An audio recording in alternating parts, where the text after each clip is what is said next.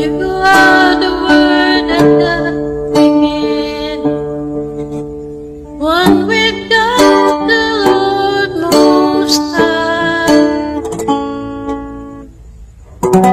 Your hidden glory in creation, now revealed in you are Christ.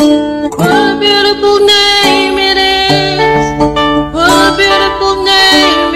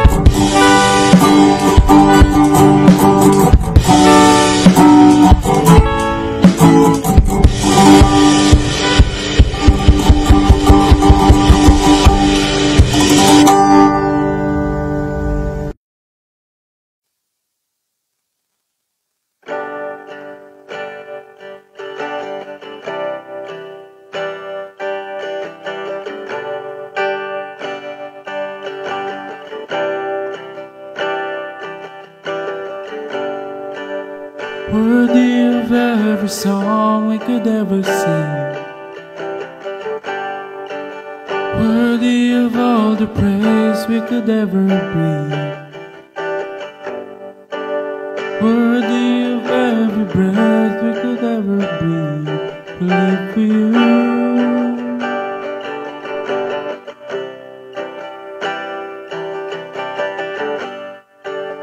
Jesus, the name above every other name. Jesus, the only one who could ever save. Worthy of every breath we could ever breathe. We live for you.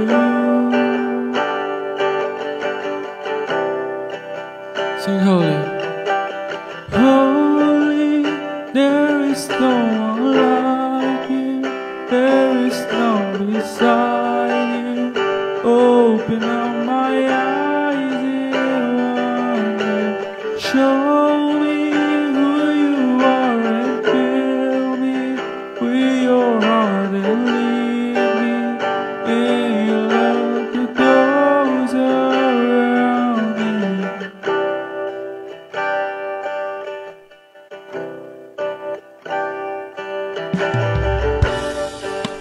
Worthy of every song we could ever sing.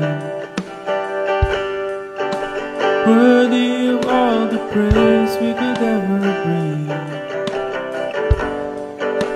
Worthy of every breath we could ever breathe. We live for you. Jesus. Jesus, the name above every other name. Jesus, the only one who could ever save. Worthy of every breath we could ever breathe. We live for you. Oh, we live for you. You're holy. Holy, there is no one like you. There is none beside you. Open up my eyes in wonder. Show me who you are and fill me with your heart and lead me in your love to those around me. Holy, there is no one like you. There is none beside you. Open up my eyes in wonder. Show me who you are and fill me with your heart and lead me in your love to those around me.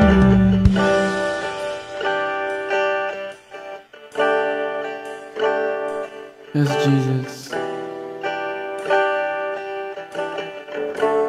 Fill us with your love, Lord. We are nothing like without you.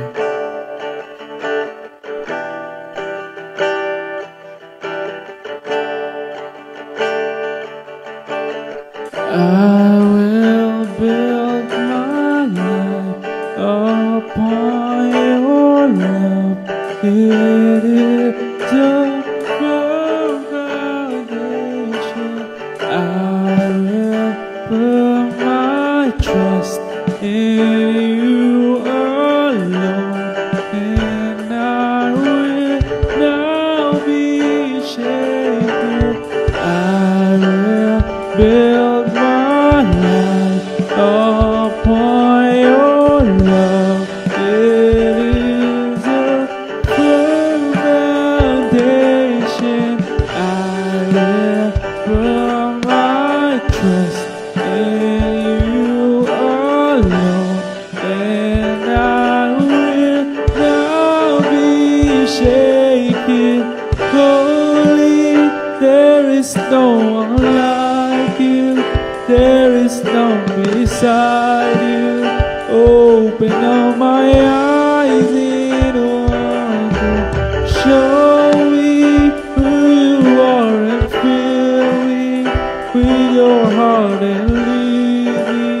Hey, love to those around me. Holy, there is no one like you. There is no one beside you. Open up my eyes in wonder. Show me who you are and lead me in your love and honor. Those around me.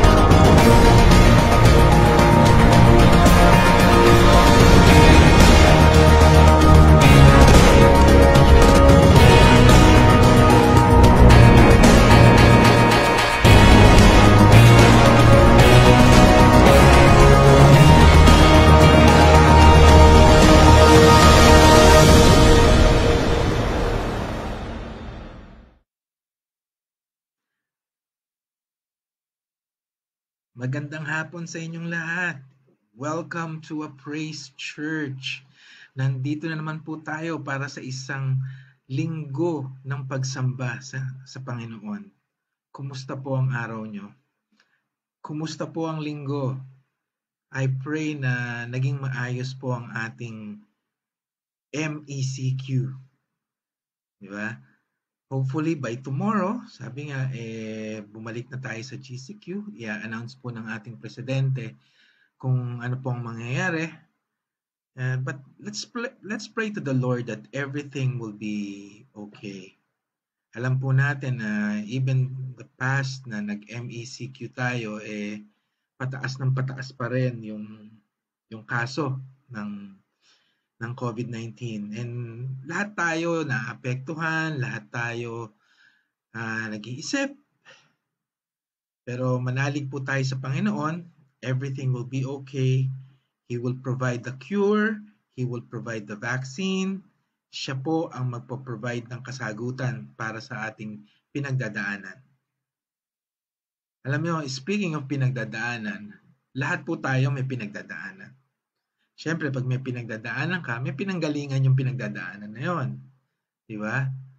Ang tanong po rito palagi, kung may pinagdadaanan ka, do you actually move forward? O do you freeze dun sa kinakatayuan mo? Ano ibig ko sabihin? Parang ganito yan eh. Pag may pinagdadaanan ka, naapektuhan ka. Tama? Okay. Pag naapektuhan ka o may epekto sa'yo, usually, na-freeze ka sa pwesto mo. Hindi ka makakilos. Hindi mo alam kung magpapatuloy ka o mananatili ka sa kinakatayuan mo. So, ang tanong dyan, how do you react, diba? Pag meron kang pinagdadaanan. Siguro ang pinakamagandang tanong is, naka-move on ka na ba dun sa pinagdadaanan mo? Alam niyo po, ang Panginoon po, honestly, God wants us to move forward in life. Ayaw po niya na manatili tayo sa ating kinasasadlakan. Kung meron po tayong pinagdadaanan, kung meron po tayong mabigat na problema, especially po yung mga nakaraan natin, He wants us to move forward. Magpatuloy po tayo. Kaya nga kanina, ang tanong ko sa inyo, naka-move on ka na ba? Yeah? Ikaw ba nakawala na sa nakaraan mo? Po, yan ang isa sa mga pinakamahirap na bagay na kumbaga matakasan. Yung maka-move on ka mula sa nakaraan mo. So, tanungin natin sarili natin. Tayo ba ay naka-move on na? Naka-move on ka na ba o ikaw ba ay hanggang ngayon nakakulong sa nakaraan mo? Alam niyo, bago po tayo magpatuloy, manalangin po muna tayo. Panginoon, aming Ama, kami po ay lumalapit sa iyo. Nagpupuri at nagpapasalamat sa isang araw na binigay mo. We thank you for the privilege of worship. We thank you, O Lord God, that you've gathered us once again to praise and worship your name. I pray, dear Father, that you would forgive our sins and shortcomings, O Lord God. We are not worthy to come to you, but by the cleansing power of the blood of Christ, O Lord God, we can come to you boldly as your children. We thank you so much for your goodness and your kindness to us, and we pray that the Holy Spirit will move within our midst today and speak to our hearts. Once again, O Lord God, we pray that in all this, in this worship service, only the name of Jesus be lifted up. For all these things we ask in Jesus' mighty name. Amen.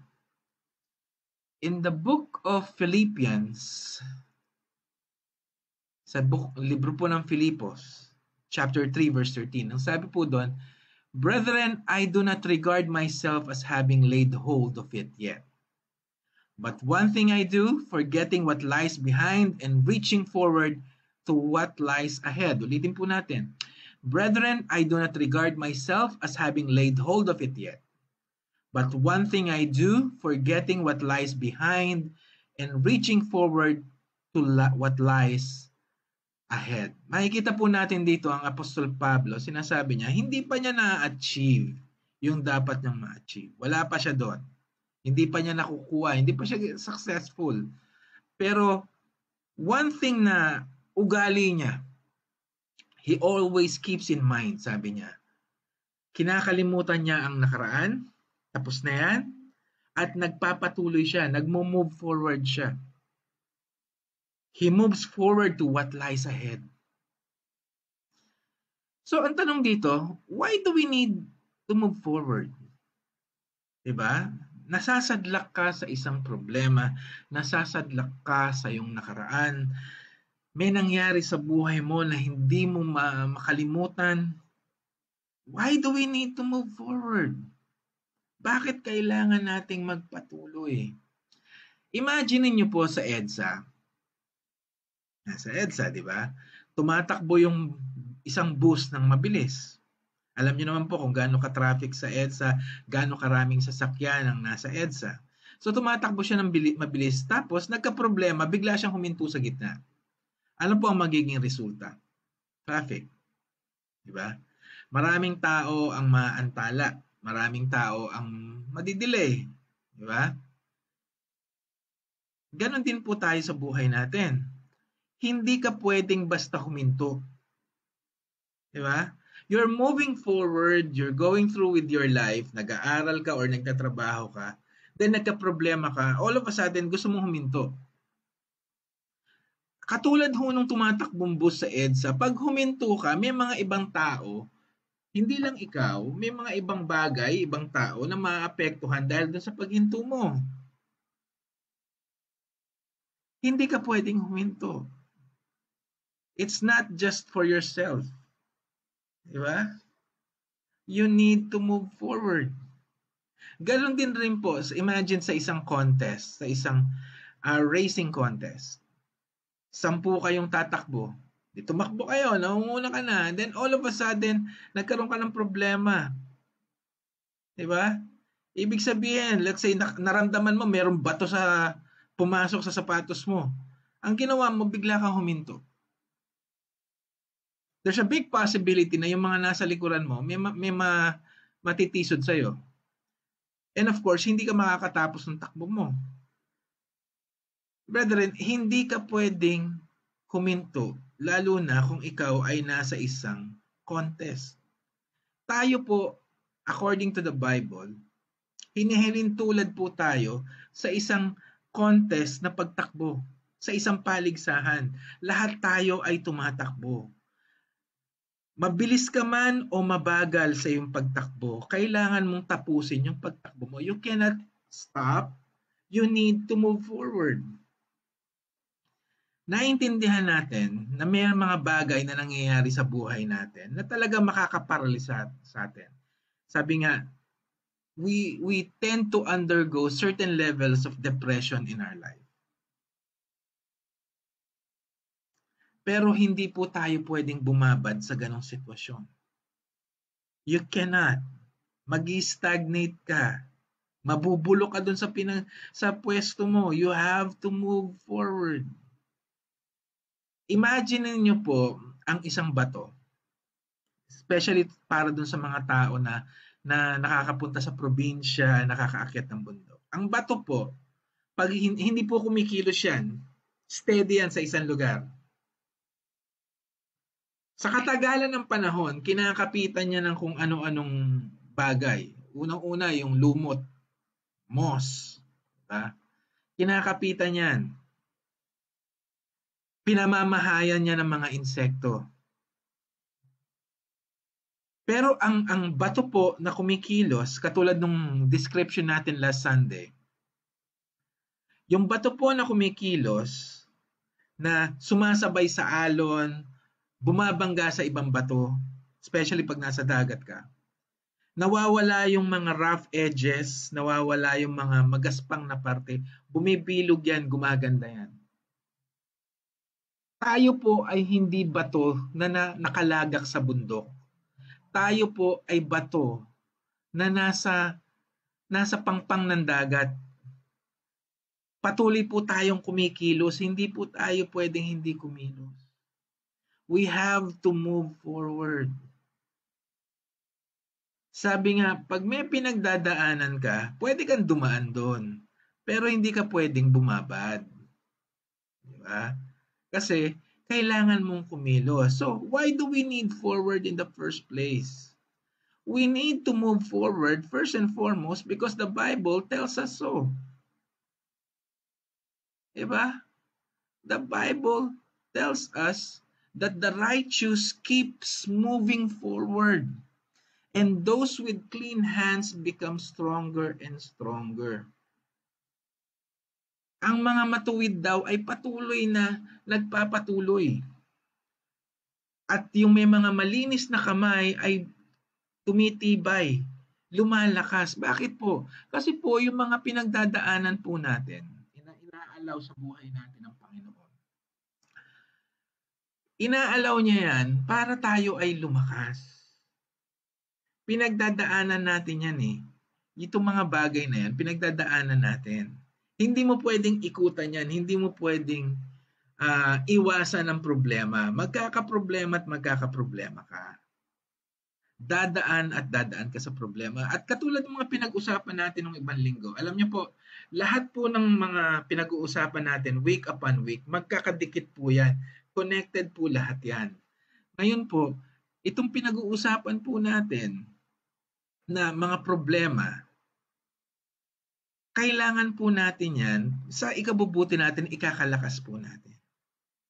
Katulad ng sinabi ko in the previous week, God allows us to go through different levels of problem. Diba? Inaalaw niya na dumaan tayo sa bagyo ng buhay. Pero pagkatapos ng bagyo, ang kasunod naman nun, baha. Pagkatapos ng baha, maladagat na problema ang dinadaanan natin. At hindi pa natatapos doon, sunog yung kasunod. Ano ang ibig sabihin? Ang problema sa buhay natin, dumadaan yan, palaki ng palaki yan, pabigat ng pabigat. Diba? At pag nalalagpasan mo ang isang problema, lumalakas ka. Wala pong pinagkaiba yan sa pagbubuhat ng weights pag nagpapalaki ka ng katawan. Kung dati nakakabuhat ka ng, sabihin natin na 20 pounds, susunod kaya mo nang bumuhat ng 30 pounds, then 40 pounds. Ganun rin ang problema. Pinalalakas ka ng problema, pinatitibay ka. Kaya sabi ni Job dito, the righteous keep moving forward and those with clean hands become stronger. For us to become stronger, we need to move forward. Wala pong pagkakaiba yan dun sa tipong humihingi ka ng tulong sa Panginoon.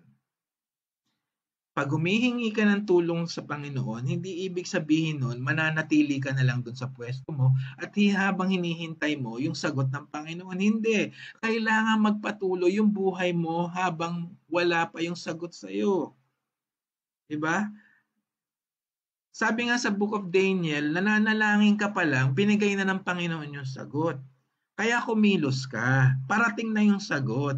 Huwag kang maghintay dyan, huwag kang magmukmuk dyan. Darating na yung sagot. Ang sabi ng Panginoon, I run straight toward the goal to win the prize that God's heavenly call offers in Christ Jesus. Ulitin natin. I run straight towards the goal to win the prize that God's heavenly call offers in Christ Jesus. Marami tayong pinagdadaanan na problema. Pero kailangan magpatuloy ka. Takbo lang. Diretso lang. Diretso dun sa goal natin. Sabi nga, malapit ang dumating ang Panginoon, magpatuloy ka lang. May problema, magpatuloy ka, darating yung sagot niyan. So siguro itatanong mo, how do we move forward? Paano tayo magpapatuloy? Di ba? Sabi mo, Pastor, na ang hirap-hirap ng buhay ko ngayon. How do you think ako magpapatuloy? Ayaw ko na nga tumayo sa kama. Sa sobrang sama ng loob, sa sobrang bigat ng problema, paano po ako magpapatuloy? Unang-una, para ka magpatuloy, kasi kadalasan, nai-stuck tayo dun sa problema natin, nai-stuck tayo sa mga nangyari sa buhay natin, sa mga nakaraan natin, hindi tayo makapagpatuloy. Ang sabi ng Biblia, para makapagpatuloy tayo, we need to forget the past.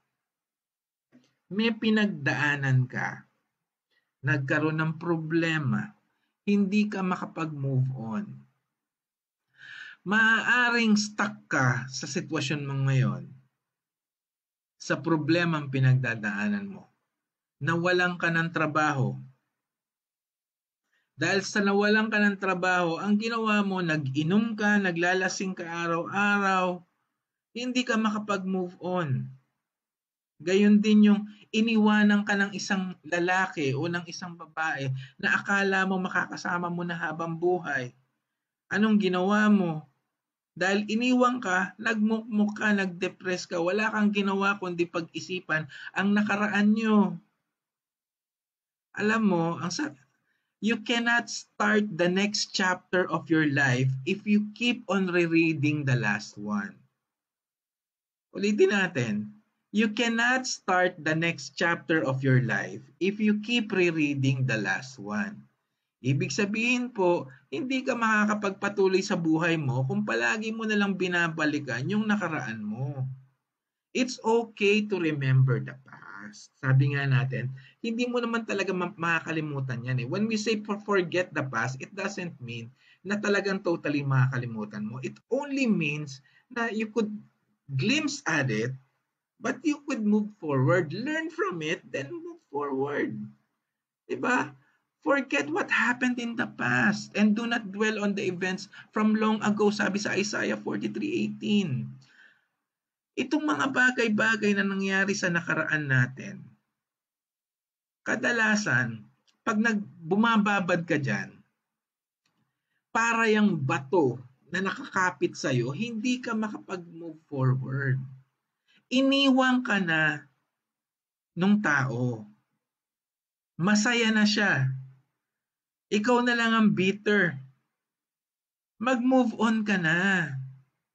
Diba? Ikaw lang ang malungkot, siya masaya. Ikaw malungkot. Oh. Mag-move on ka na. Forget what happened. Wala na yung trabaho mo. Anong gagawin mo? Hinihintay mo na ma-realize nung may-ari na kumpanya na nagkamali siya. Hindi niya ma-realize yun. Alam mo, yan ang hirap sa atin pag nawawalan tayo ng trabaho. Diba? Nangangarap tayo na makaka-receive ka ng tawag na pababalikin ka. Hindi ka pababalikin yan. Siniba ka na eh. Wala na. Tapos na. Move on. Look for another job. Alam mo, may normal na proseso ang buhay. And one of that is moving forward.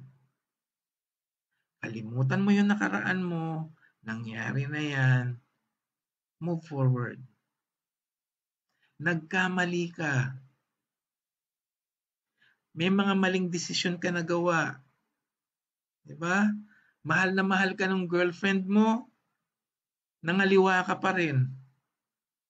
Hiniwalayan ka tuloy. Wala na. Ayaw nang bumalik sa'yo kahit anong pakiusap mo. Then move forward. Matuto ka, wag ka nang mangaliwa. Diba? Wala na eh. Tapos na. Ano pa magagawa mo? Then move forward.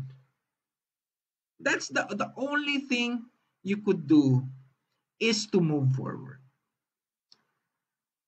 Katulad nga nung binabasa natin kanina, ang ating opening verse. Brethren, I do not consider that I have made it on my own. But one thing I do, forget what lies behind and straining forward to what lies ahead. Kalimutan mo yung nakaraan, magpatuloy ka. Ang word na ginamit ni Apostle Paul dito is straining forward. Straining, bakit? Kasi yung mga nakaraan mo talagang hahatakin ka niyan. You have to fight. Kailangan labanan mo. Work hard to move forward.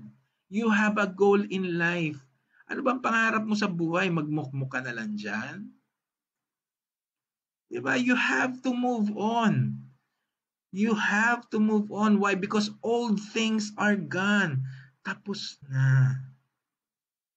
Alam mo, kadalasan kaya hindi tayo makapag-move forward, katulad ng pinag-usapan natin sa last Sunday, is because hindi natin mapatawad ang sarili natin doon sa mga maling ginawa natin. Tama po ba? You feel guilty with the things that you've done.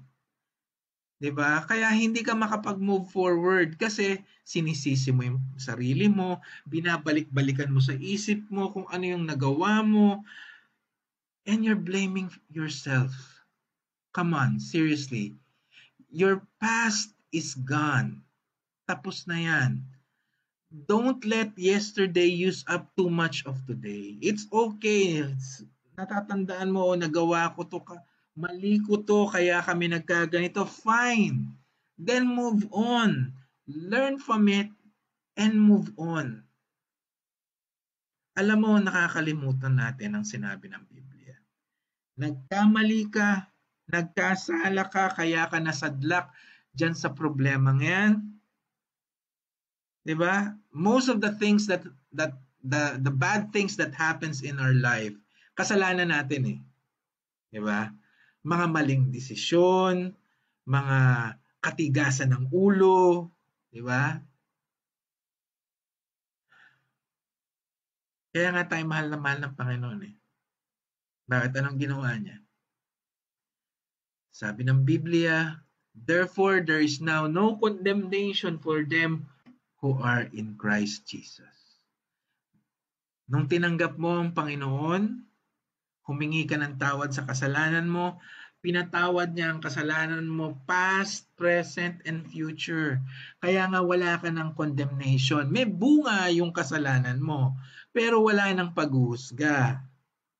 Pinatawad ka eh. I can understand you can feel guilty about it. Diba? Pero ang problema, hindi mo mapatawad ang sarili mo. For some people, it's worse. Anong sabi ng Biblia? If we say that we have no sin, we deceive ourselves. Yung iba po, in denial naman. Hindi nila sinasabi na sila ang dahilan kung bakit nangyari ang isang bagay. Hindi nila sinasabi na o inaamin sa sarili nila na kasalanan nila kaya nagkaganon yung sitwasyon. Kaya sabi ng Biblia, if we say that we have no sin, we deceive ourselves. You can rationalize all you want. You can justify all you want. Siguro kahit sabihin mo paulit-ulit sa sarili mo yan, baka magkatotoo. Pero ang katotohanan ay katotohanan. It is because of our sin, that's why it happened. Walang pinagkaiba yan doon sa isang lalaki na nangaliwa. Sinasabi niya, hindi siya inaasikaso ng asawa niya, hindi siya mahal ng asawa niya, etc. etc. Kaya siya nangaliwa. Yung hindi niya nakikita sa asawa niya, hinanap niya sa iba. Na naging resulta ng pagkakasira ng pamilya niya. Kahit i-justify mo sa sarili mo na ginawa mo ang isang bagay na to, nangaliwa ka dahil kasalanan ng misis mo, hindi matatakpan ng isa pang kasalanan, yung kasalanang ginawa mo. Nagkamali ka pa rin, nagkasala ka pa rin. Huwag mo nang i-deny. Hindi ka makaka-move forward kung i-deny mo na ikaw ang may kasalanan. The only time you could move forward is when you accept that you're at fault. That's the first step. Accept you're at fault. Humble yourself before God. Repent of your sin. Magsisi ka ng kasalanan mo. Ihingi mo ng tawad sa Panginoon. That's the first step. Diba? Once you accept that it's your fault, wag mo nang i-deny. In denial ka pa eh. Wag mo nang i-deny. Niloloko mo lang ang sarili mo. I-confess natin. Ibigay natin sa Panginoon. Ihingi natin ng kapatawaran. Ang sabi, if we confess our sin, He is faithful and just to forgive us of our sins and of all unrighteousness. Papatawarin ka naman ng Panginoon eh. And that's important for you to move on. Ano sabi ng Biblia? If any man be in Christ, he is a new creature. All things are passed away. Behold, all things are become new. Ibigay mo sa Panginoon yan. Hingi mo ng tawad. Papatawarin ka niya, lilinisin ka niya. At ikaw ay isang bagong nilalang. Diba? Kaya nga born again eh. Diba? Para kang isinilang muli. Reset. Diba? Wala na yung nakaraan. Pinatawad ka na niya. Mag-move on ka na. Diba? The past is gone. God has forgiven you. If you repented of your sin, He has forgiven you. You need to move on. But always remember as well that God can turn any bad situation into a good one. Oo, may nangyaring masama sa buhay mo. Oo, kasalanan mo kung bakit nangyari yon. Totoo rin na magkakaroon ng bunga yan. totoo rin na masasaktan ka. Pero God can turn that thing, that bad thing that happened into your life and make it a new one. And make it a good one. Let me give you an example. Meron po akong kilala. Isa po siyang supervisor sa isang trabaho na pinagtatrabahuhan niya. At dahil sa pangangailangan, at dahil na rin sa kalokohan, nakadispal ko siya ng pera. Malaking pera. I think that's around 35,000 pesos. Yun na dispal ko niya. And this was back in the 90s. Yung 35,000 pesos back in the 90s, ang halaga niyan, mga 100 to 200,000. Laki nung na-dispal ko niya. Eventually, mahuhuli ka. Bakit? Nagnakaw ka eh. So ano nangyari? He was laid off, he paid the money, buti hindi siya pinakulong. Malaking kumpanya yon, pwede siya ipakulong, pero since he admitted the problem, the fault, he admitted the crime, binayaran niya yung pera, hindi siya kinulong. Okay. Normally, pag ganyan ang sitwasyon, you'll go through depression, hindi ka kagad makakapag-move forward. But with this guy, he repented. Nagsisi siya ng kasalanan niya. But after that incident, it took some time, pero nakapagtrabaho siya uli. Hindi lang siya naging supervisor, nag-start siya supervisor, naging manager siya, and eventually, gumanda ang karir niya. God turned that bad situation, yung kamalian na yon, and made it a good one. He learned from that lesson. But the key there is, the point there was, he admitted. Diba? He admitted. Nagsisi siya. Humingi siya ng tawad sa Panginoon. And God, in all His goodness, turned that bad thing into a good one. Alam niyo po, hinihintay lang tayo ng Panginoon na humingi ng tawad sa Kanya. Sa totoo lang. Now, sometimes, God uses bad situation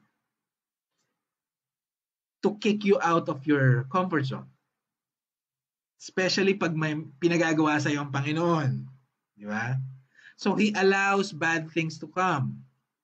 Sabi niya, sometimes, God closes doors because it's time to move forward. He knows you won't move unless your circumstances force you. Anong ibig sabihin yan? Let me give you an example. Ako po, matagal na akong tinatawag ng Panginoon, dati pa, na magpastor. Sabi ko nga sa inyo, 16 years akong tumakbo.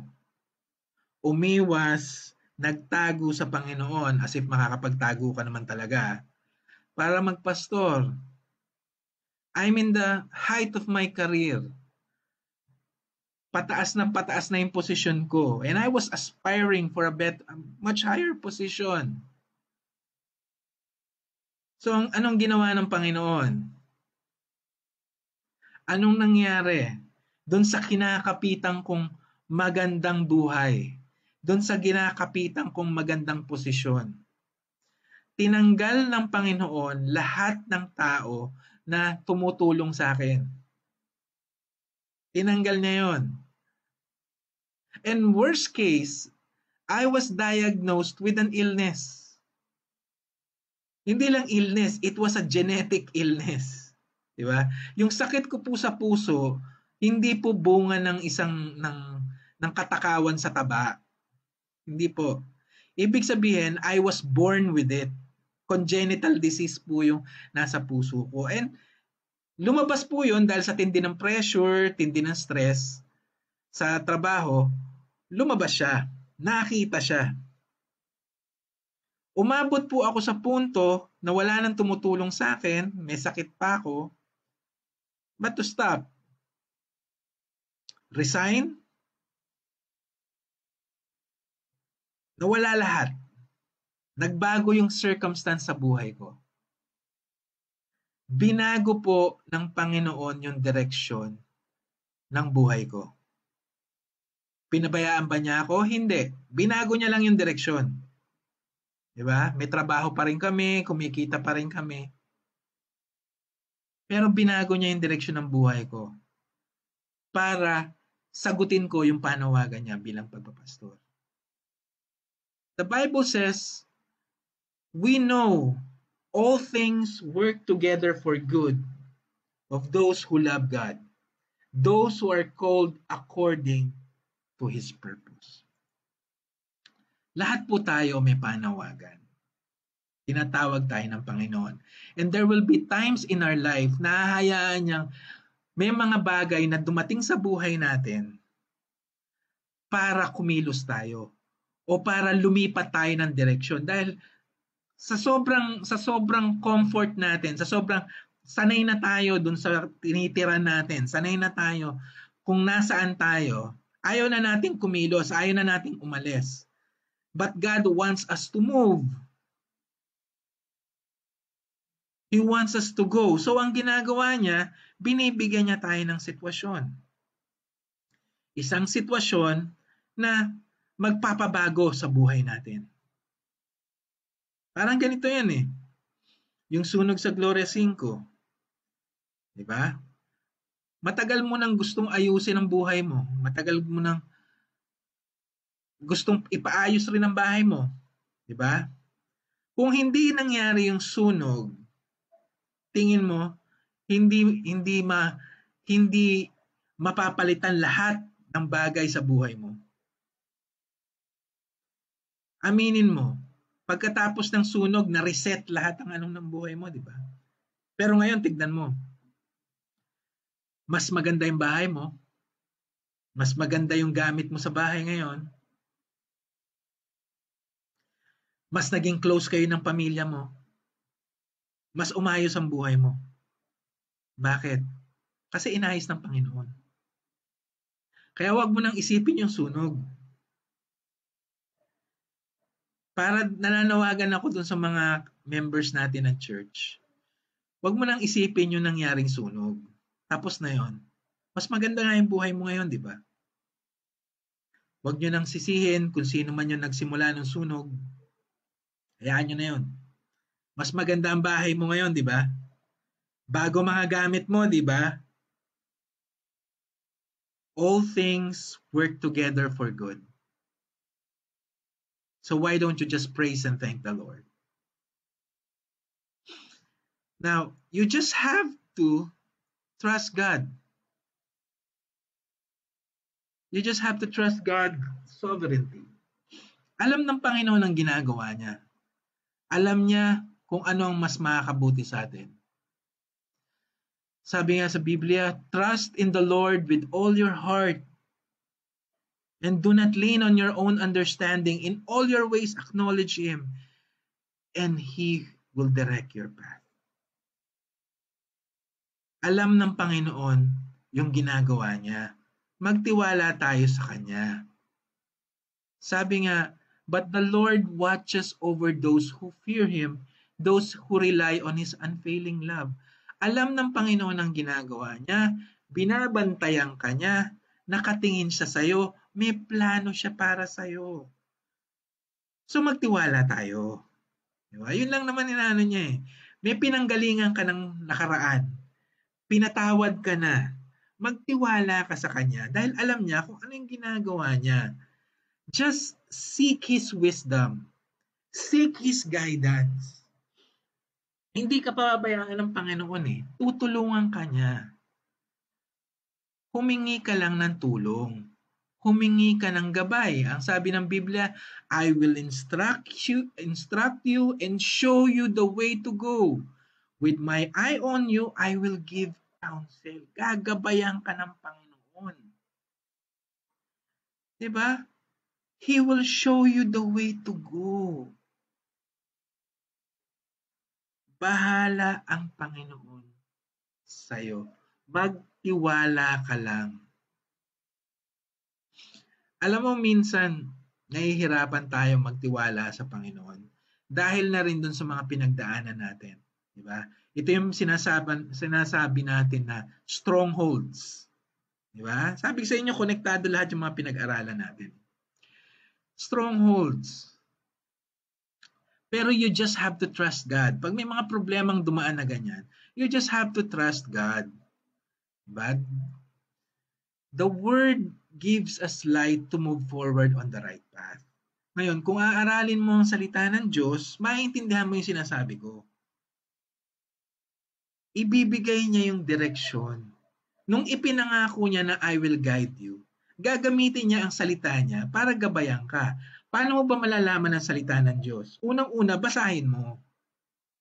Magbasa ka. Yun ang pinaka-importante dun eh. Basahin mo yung salita ng Biblia. Huwag ka mag-alala. Hindi ka mababaliw pag binasa mo yung salita ng Diyos. Ang hirap sa atin, naniniwala tayo dun sa sinasabi ng ilang matatanda na pag binasa mo yung Bible, mababaliw ka. Hindi. Maiintindihan mo yan. Basahin mo. Pangalawa, makinig ka. Katulad nitong pagsamba natin, we are explaining the Word of God. We are helping you try to understand the Word of God. Makinig ka maigi. Diba? Mas maiintindihan mo. Anong sabi ng Bible? I obtain understanding from your precepts. Therefore, I hate every false way. Your word is a lamp on my feet, a light for my pathway. Diba? Gabay natin ang salita ng Diyos. Gabay natin yan eh. Imagine mo brownout. Naglalakad ka. Madilim. Anong kailangan mo? Flashlight, diba? Or in your case, kukunin mo yung cellphone mo, tapos bubuksan mo yung ilaw, yung torch. Di ba? Bubuksan mo yan. Oh. Para may ilaw ka. Ganon po ang salita ng Diyos. Ilaw po yan sa dadaanan mo para magabayan ka. Kailangan mo yan.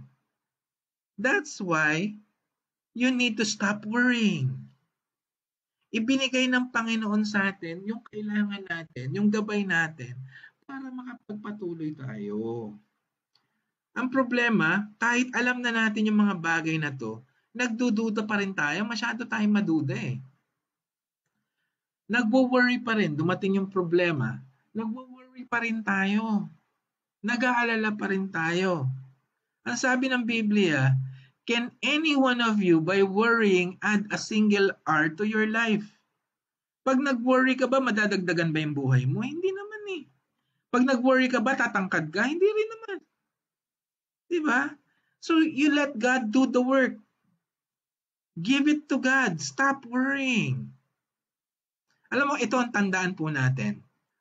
Bakit hindi tayo dapat nag-worry? Why should we stop worrying? Unang-una po, the Lord will fight for you. Natatakot ka for your safety, for your security, the Lord will fight for you. The Lord will fight for you and you can be still. Sabi sa Exodus. Ibig sabihin ng still, hindi ibig sabihin ng still dyan, wala ka nang gagawin. Ang ibig sabihin niyan, pwede mong panindigan yung sinabi ng Panginoon na siyang lalaban para sa iyo. Paano ko napatunayan yun? Ang sabi rito, the Lord said to Moses, why do you cry out to me? Tell the Israelites to move on. Tanggapin mo yung pangako ng Panginoon, magtiwala ka at magpatuloy ka. Ito po yung sinasabi natin eh. Hindi porket naniniwala ka sa Panginoon, ibig sabihin niyan, tenga ka na dyan, magstay ka na dyan. Hindi. Magpapatuloy ka, kikilos ka. Habang kumikilos ka, marireceive mo yung hinihingi mo. Diba? Parang ganito yan eh. Nawalan ka ng trabaho. Nawalan ka ng trabaho, wala na, tapos na, mag-move on ka na. Pag sinabi mo mag-move on, maghanap ka ng trabaho. Pero syempre nananalangin ka sa Panginoon na bigyan ka ng trabaho. Pag nanalangin ka na bigyan ka ng trabaho, hindi ibig sabihin niya mag-stay ka na lang sa bahay habang naghihintay ka ng trabaho. Mag-apply ka. Yun po ang ibig sabihin niyan. Nanghingi ka, magpatuloy ka, at matatanggap mo yung hinihingi mo. Hindi mo matatanggap yan nang nakaupo ka. Naghihingi ka ng trabaho, mag-apply ka, at ibibigay ng Panginoon yung hinihingi mong trabaho. Hindi po yan darating sa kandungan mo na lalagpak mula sa langit. O bigla na lang may tatawag sa telepono mo, sasabihin, "Oh, bibigyan kita ng trabaho." Hindi po ganun yun. Di ba? Now, kung natatakot ka naman na baka may mangyari naman sa inyo, sa pamilya mo, baka may magkasunog uli, ang sabi ng Biblia, the Lord will protect you. Even though I walk through the valley of the shadow of death, I will fear no evil, for you are with me, your rod and your staff, they comfort me. Pansinin niyo po itong talatang ito. Dadaan at dadaan ka sa isang parte ng buhay mo na nakakatakot. Mahirap, masakit, ayaw mong daanan, pero kailangan mong daanan. It will come. Maaaring may magkakasakit sa pamilya mo. May mamamatay sa pamilya mo. Masusunugan kayo o babahain kayo. Dadaanan mo yan. Hindi po ibig sabihin ng Lord's protection, wala pong mangyayari sa'yo. When the Lord says He will protect you, it doesn't mean an incident will be absent. It doesn't mean no bad thing will happen to you. No. Parang ganito po yan. Nung nagkasunog, mananampalataya at hindi mananampalataya nasunugan. Nung nagkaundoy, Kristiyano at hindi Kristiyano naundoy. Lahat po tayo apektado. Ano po ang difference? Una, hindi ka namatay. Pangalawa, tinulungan ka niyang makatayo. Pero ang pinaka-importante doon, hindi ka namatay. He will protect you. Ibig sabihin nun, dadaan ka doon sa masalimuot na parte ng buhay mo na kasama siya. Excuse me. Yun po ang ibig sabihin nun. Yun po ang ibig sabihin ng I will protect. Parang yung mga Israelita, nung sinabi ng Panginoon na I will protect you, lalaban pa rin sila sa digmaan. Pero they will be protected. Dadaanan mo talaga yung masamang parte ng buhay ng tao. Dadaan ka doon. Kailangan mo yun eh. Babalik tayo dun sa unang binasa natin. Kailangan mo yun para lumakas ka. Lumakas ka physically, emotionally, mentally, at higit sa lahat, spiritually. Mas tumitibay ang pananampalataya mo kung dadaan ka sa hirap ng buhay. Dahil pag dumaan ka sa hirap ng buhay, mas mapapatunayan mo kung gaano ka kamahal ng Panginoon. Ito, paborito natin. The Lord will provide for you. Diba? Lagi nating inaisip, mawawalan ka ng pera, mawawalan ka ng pagkain. But the Lord promised in 1 John 5:14, and this is the confidence that we have towards Him, that if we ask anything according to His will, He will hear us. Alam mo, hindi mo pa sinasabi yung problema mo, yung pangangailangan mo, alam na ng Panginoon. At pag sinabi mo sa Kanya, pakikinggan ka niya, ibibigay niya ayon sa Kanyang kalooban. Ngayon, hindi ibig sabihin yan, manghihingi ka ng Mercedes-Benz, manghihingi ka ng Ferrari, ibibigay niya. Hindi ho yun ang pinag-uusapan dito. Ang pinag-uusapan dito, yung mga pangangailangan mo, yung mga bagay na makakabuti sa'yo. Ibibigay niya yun. So, hindi mo dapat mag-alala. Don't worry. Tignan mo na lang ang buhay mo. May nangyaring masama sa buhay mo, di ba? Para doon sa mga kapatiran natin sa Gloria 5, nasunugan ka. Pero tignan mo, ang ganda ng bahay mo ngayon. Di ba? Ang ganda ng bahay mo. Hindi ka pinabayaan ng Panginoon. The Lord provided for you. Iba-ibang tao ang tumulong sa'yo. Magmula sa simbahan hanggat sa iba't ibang tao na hindi mo man lang kilala, hindi mo man lang ka-close o kasama mo sa trabaho, lahat sila ginamit lang ng Panginoon. Tandaan niyo po to. Ginamit lang sila ng Panginoon para tulungan ka. Lahat sila resource. Pero isa lang ang source, ang Diyos.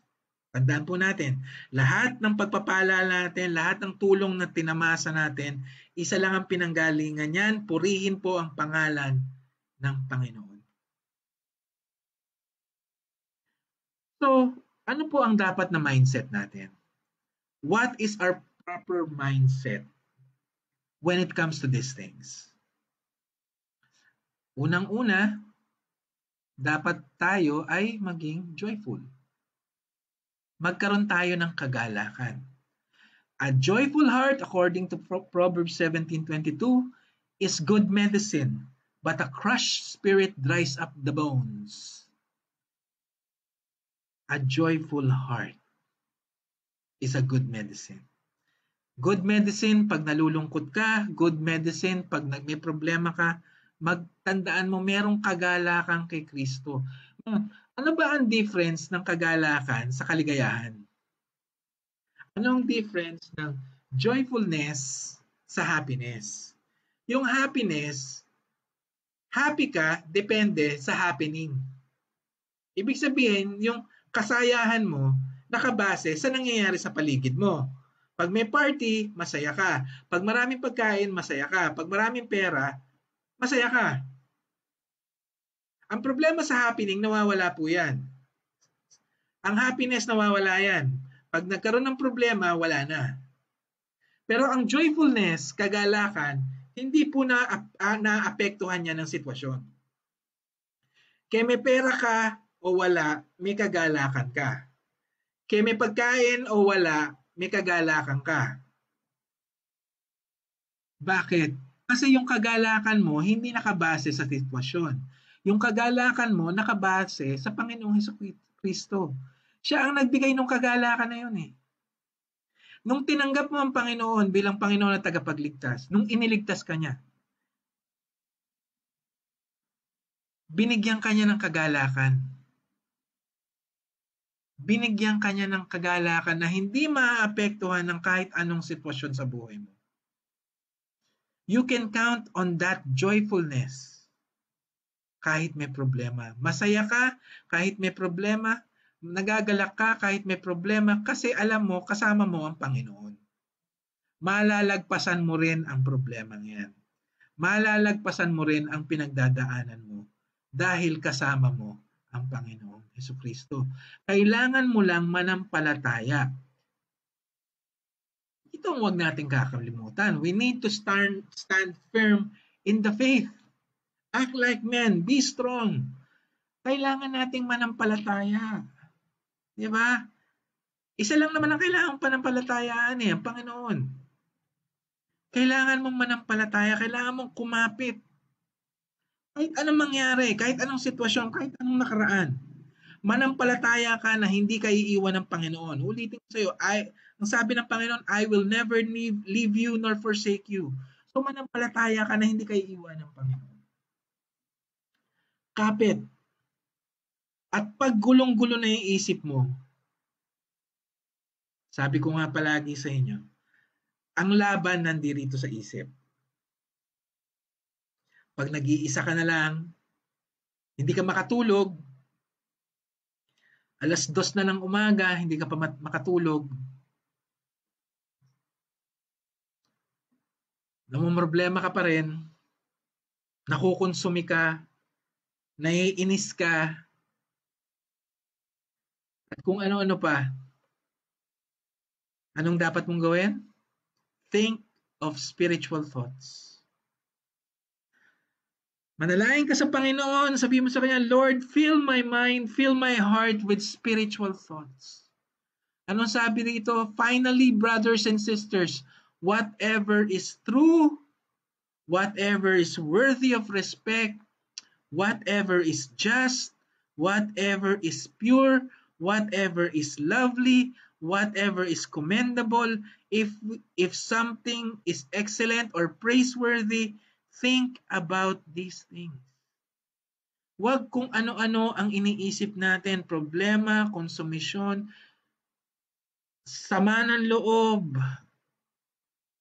Ang isipin po natin kung ano yung katotohanan, ano yung kagalang-galang, ano yung karapat-dapat, ano yung malinis, ano yung maganda, ano yung kapuri-puri, yun ang isipin natin. Huwag kung ano-ano. Let's ask God to fill our hearts, to fill our minds with spiritual thoughts. God wants us to move forward. He wants us to move forward.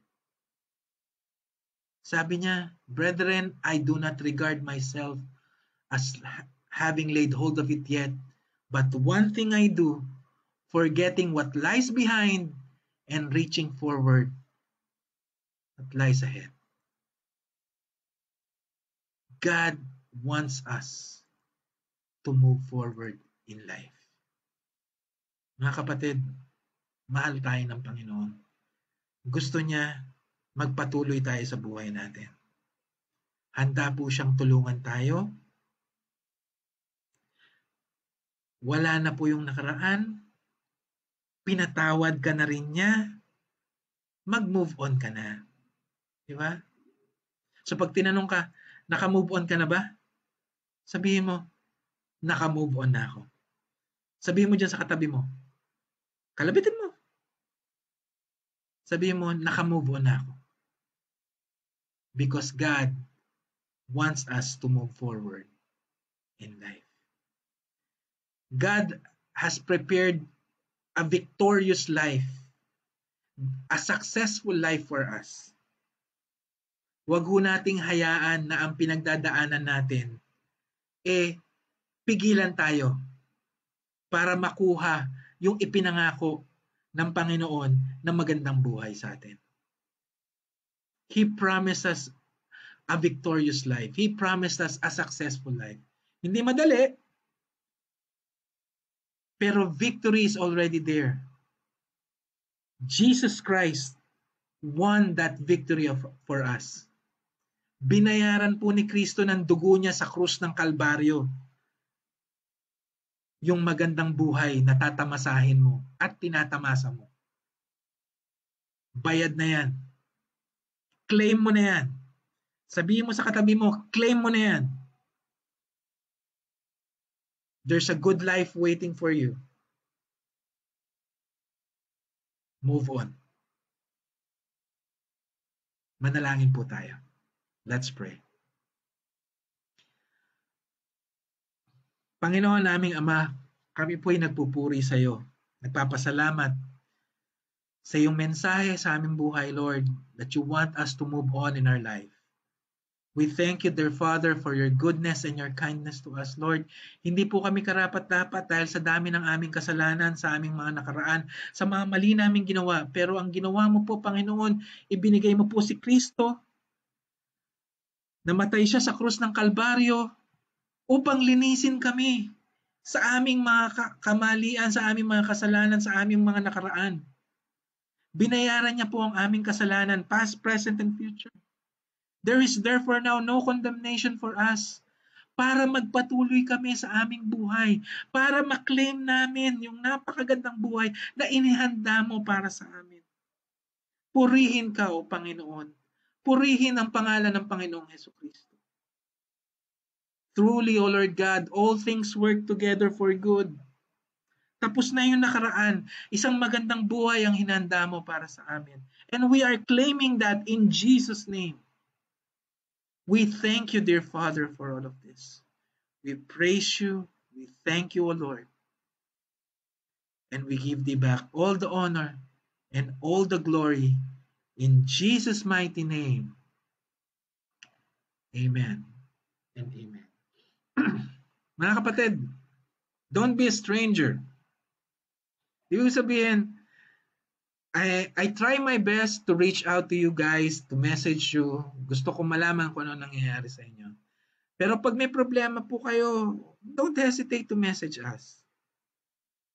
Handa po kaming makinig, handa po kaming ipanalangin kayo. Para doon sa mga kabataan natin, huwag kayong makalimot mag-message din sa amin. We're reaching out to you. We want to know what's happening in your life. We want to counsel you. We want to provide advices. Kung kailangan nyo po, message lang po kayo. Diba? Don't be a stranger. Isang pamilya po tayo. So if you need any help, if you need someone to listen, if you want us to pray for you right now, let us know. Message nyo po kami. Ipapanalangin po namin kayo. Okay? We're one family. Kakasama po tayo sa Praise Church. Thank you very much. Have a blessed Sunday. God bless you all.